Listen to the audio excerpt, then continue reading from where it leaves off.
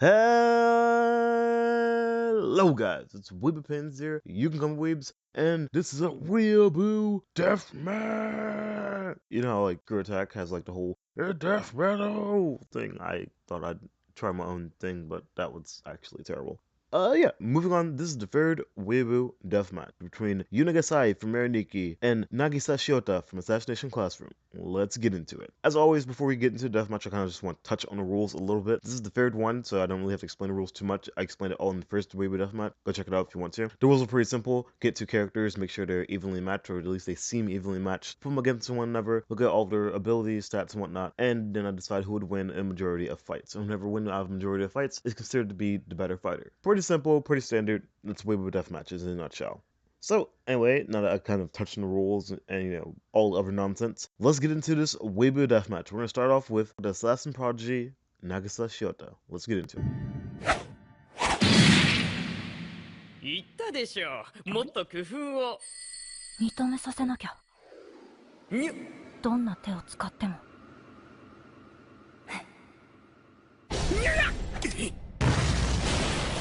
Nagisa Shiota, student by day and also assassin. Nagisa seems like your normal, typical, everyday kid. Besides the blue hair and the girl's appearance, Nagisa is pretty normal when it comes to being a student. His grades aren't spectacular, they aren't amazing, he doesn't really excel in anything too much. However, all that seems to change when Nagisa and his class are introduced to... それでは。His name is Koro Sensei, and he blew up a big chunk of the moon. If they did not destroy him by the end of the school year, he will destroy the entire Earth as well. It builds an interesting situation where Nagisa and the rest of the students of Class E must become assassins. They must kill Koro Sensei before the school year is over. However, to become assassins, the kids in Class E must learn certain skills, techniques, and abilities to be able to take out Koro Sensei to the best of their capabilities. So throughout the year, they are introduced to other assassins, government agents, and all these other people that are going to be helping the kids of Class E learn how to be the greatest assassins they can possibly be. But enough of the synopsis of Class E, let's focus a little bit more on Nagisa. Nagisa is what a few people call a prodigy when it comes to being an assassin. It's usually shown throughout the series as the kids are training and they're beginning to develop themselves into becoming proper assassins. So let's look at Nagisa's strength. Nagisa seems to have pretty average strength. It's nothing spectacular. He hasn't shown any feats of doing anything like impressive with his power. Nagisa seems to have more agility than anything else. So concluding that Nagisa has average strength, we'll move on to Nagisa's speed. Now, Nagisa's speed seems to be really great. His speed is on an athletic level as he's one of the fastest kids in his class. And that might also be due to Nagisa's light and small build, which helps him become way faster than most other people.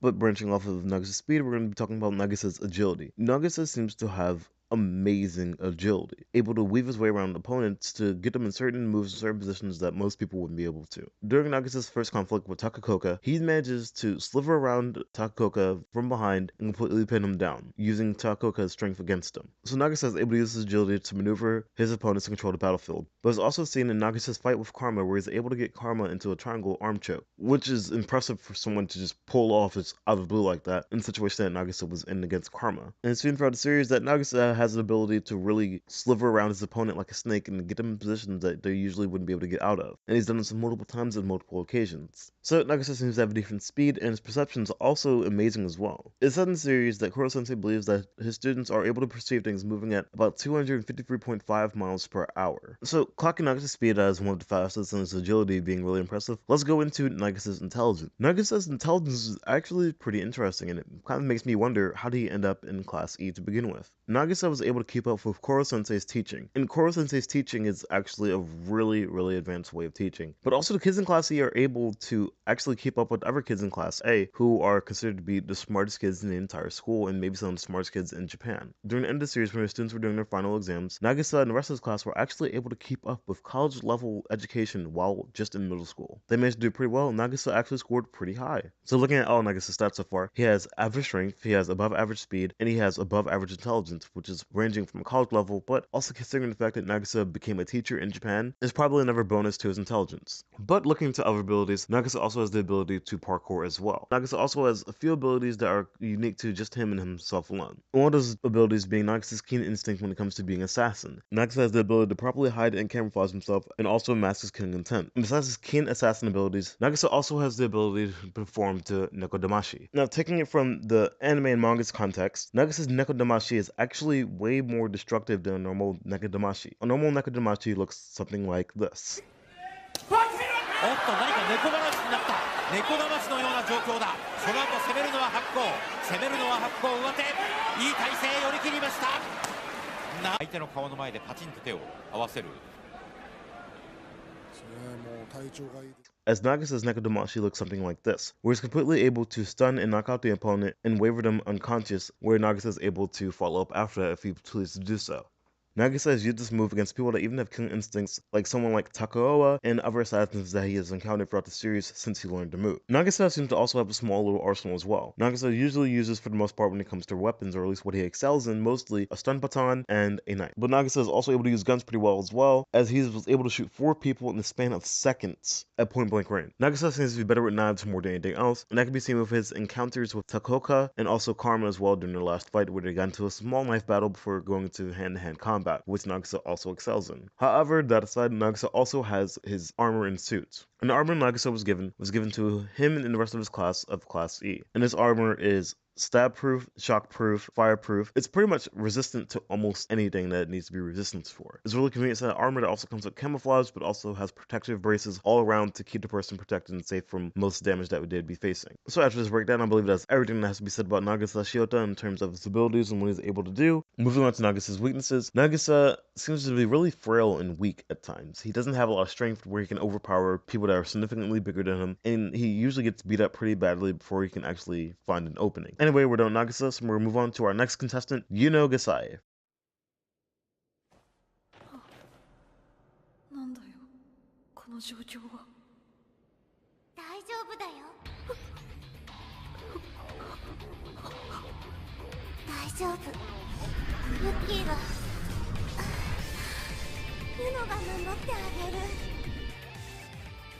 Yuno Gasai, the Yandere God. Both figuratively and literally, the Yandere God. Yuno is obsessed with Amano Yukiteru. And Amano Yukiteru is not really important to his Weibo deathmatch, but he's important to the context of Yuno, so we're going to kind of mention him a little bit. Amano Yukiteru is the main character of the series, Mirai Nikki. In Mirai Nikki, people are given these diaries, and these diaries are able to tell the future to some degree. Whether it be the future of somebody else, the future of the things happening around them, or the future of the person exactly, it kind of depends. And how the diary works also functions in their own different ways as well, but it doesn't really matter too much. These future diaries of these Mirai Nikki were given to the diary holders by a god named Deus Ex Machina. And Deus is a dying god. Before Deus dies, he wants to choose a brand new god for the world. Because if he doesn't, then the world will end in time and space and all this other stuff and consequence, and it gets pretty interesting. The story focuses around Amano Yukiteru. And Amano is a pretty bland character that, he's not really important to this, so I'm just gonna cut it short. Anyway, with the world ending and the future diary holders being selected, Yuno is one of the diary holders. Her diary is not really of importance, so I'm not going to mention it. Just thought did that now, since it only pertains to Yuki, and Yuki is not in this. This is in a team battle. And even then, I don't think Yuki would have brought much to the table in terms of like actual fighting abilities and whatnot. So we're going to move on to Yuno with just her abilities by herself without her future diary. Starting off with Yuno's intelligence, Yuno seems to have above average intelligence. She is the smartest one in her class. She has a great killing instinct. And talking a little bit more on her killing instinct, it's actually pretty scary. It's pretty impressive. If we look at her encounter with the 12th, who is also another future diary holder, you can kind of see where Yuno's intelligence really kind of shines at. 本物以外は視力がある。だったら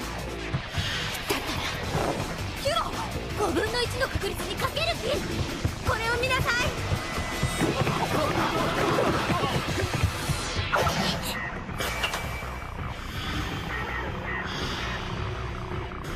耳がいいね。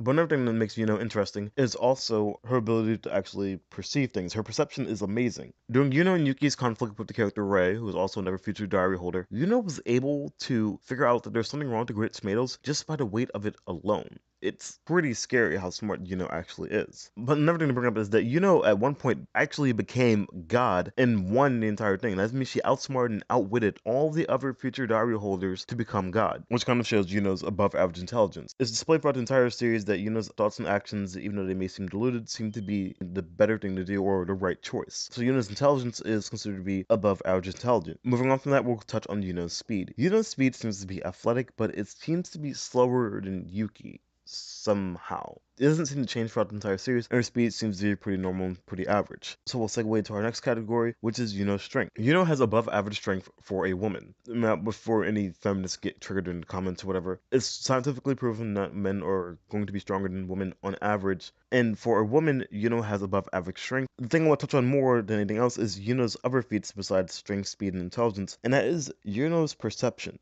Yuno's reaction speed is almost godlike. It's impressive how she's able to react and work around certain situations. During Yuki and Yuno's encounter with Ai and Marco, also known as the Seventh, it was shown that Yuno has the ability to stop knives coming at her at point-blank range at really high speeds within a small space. And it's seen throughout the series that Yuno seems to have a great reaction speed when it comes to these kind of things. The knives are coming at Yuki, and Yuno is able to stop and block them at close range, but also when they're climbing a ladder, she manages to turn around, cut the knives, and still maintain her balance and climb up the ladder at the same time. So Yuno's reaction speed is probably one of her greatest qualities. But I also want to look into Yuno's ability to actually use weapons as well. Yuno has the ability to cut off limbs and heads of people with ease. She's done this with axes, and she has done this with swords, and she actually did it with a sword with one hand. Now, that doesn't really correlate into strength, it more so correlates into technique. It's all about the technique and how you cut and where you cut from. So Yuno's intelligence, or at least her information on the human body and human anatomy, allows her to find weak points and cut down people in the most effective manner possible. But I think the biggest trait that comes from Yuno is that Yuno is not afraid of death. I think that's what makes Yuno so daring and so brave when she runs into conflicts such as her encounter with the Seventh where she ran into the fire, or her encounter with the 12th, or her encounter with any other character within the series. During her conflict with Rei, she ran into the poisoned, got electrocuted twice, and still managed to take out Rei. So Yuno has proved time and time again that she is not scared of death, and it won't stop her from going after her target and trying to eliminate them. However, going into Yuno's weaknesses, she doesn't seem to be that strong. During the attack on the 8th, Yuno was held back and she was restrained from attacking. However, that's not the only instance where Yuno was easily restrained and held down, but also most of her encounters with the Kisei ended up with Yuno being defeated. Kisei managed to pin down and hold down Yuno. Taking that into consideration with Yuno's carelessness as she rushes into battles, those are Yuno's two weaknesses. Anyway, I think we're done with the analysis of both these characters, so let's move on to the result. And the winner, and the better fighter is...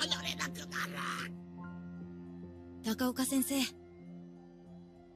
ありがとうございました。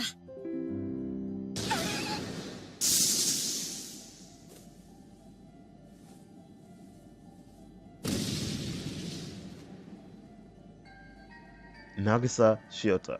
It's the simple fact that Yuno wouldn't be able to have many answers for somebody like Nagisa. Nagisa would win 60% of the time, and simply because Nagisa would be able to simply restrain Yuno, it wouldn't be much of a competition for him. It's the simple fact that Kisei did it multiple times, and Nagisa is way more trained than Kisei. Nagisa was able to take down somebody like Takoka pretty easily on 2 different occasions. Yuno, being significantly smaller, significantly weaker, and significantly less trained than somebody like Takoka, wouldn't be able to stop Nagisa if he managed to get inside of a hold. It would be the end of the fight. But you also have to consider Nagisa's stun clap ability as well. If Nagisa uses stun clap ability, his Neko Damashi, then it will completely stun Yuno for Nagisa to have enough time to completely go in for the kill and take down Yuno. Now, it's not to say that Yuno wouldn't be able to completely take out Nagisa, but Yuno would need a few things to work in her favor. Yuno would need Nagisa to also not have his suit on, which stops Yuno from being able to cut him in half and stab him. The likelihood of her getting that attack in so clean and so quickly on somebody like Nagisa just wouldn't happen. Nagisa, more likely than Yuno, would be able to create an opening and go in for his attack. Yuno is more of a weapons expert than anything else, and if it got to hand-to-hand combat, Nagisa would be able to completely take her down, and he might even be able to match her in weapon skill as well.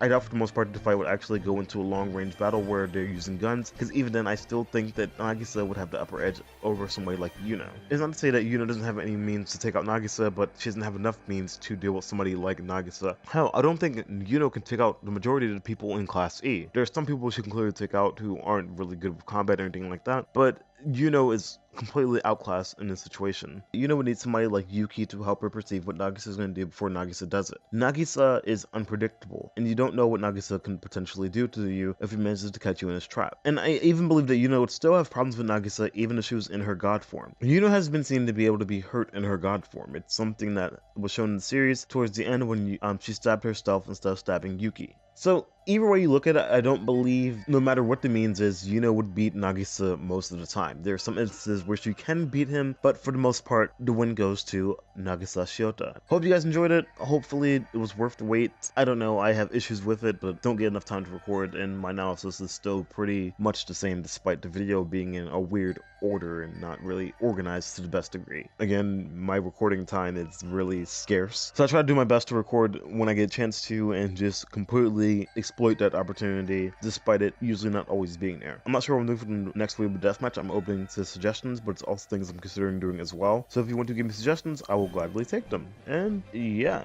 I think that's pretty much all I need to talk about. I'll try uploading more frequently if I can. There are some videos I do want to make, and I'll probably get around to making them at some point. But yeah, that seems to be it. So yeah, arigato and jamatane.